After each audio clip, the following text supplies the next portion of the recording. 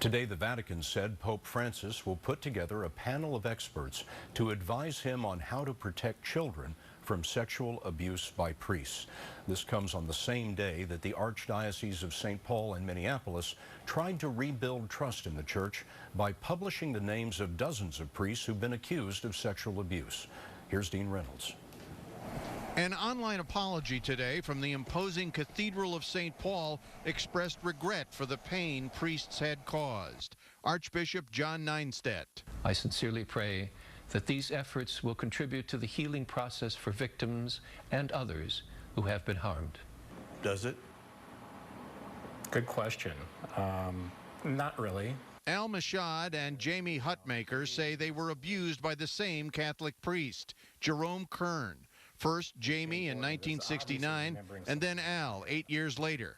Kern was removed from the ministry and was unavailable for comment today. This has gone on for so long, and priests like this were shuffled around. It was like a shell game.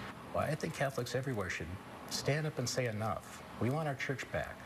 The Archdiocese had refused to release the list of 34 priests accused of sexually abusing minors. Many on the list had been named in criminal charges, but some were made public for the first time. Jeff Anderson represents Mashad and Hutmaker and has filed more than 2,000 lawsuits in connection with priest sex abuse. I wish I could say we're at the end of the disclosures. I believe we're at the beginning of the real disclosures.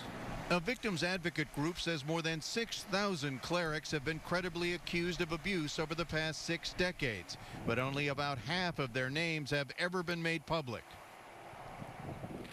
The Archdiocese says it is engaged in an ongoing review of its files, Scott, and will update its list when necessary, adding that the disclosures made today are not intended to be final. Thank you, Dean. In a moment, we'll look at how Nelson Mandela changed the life of one American.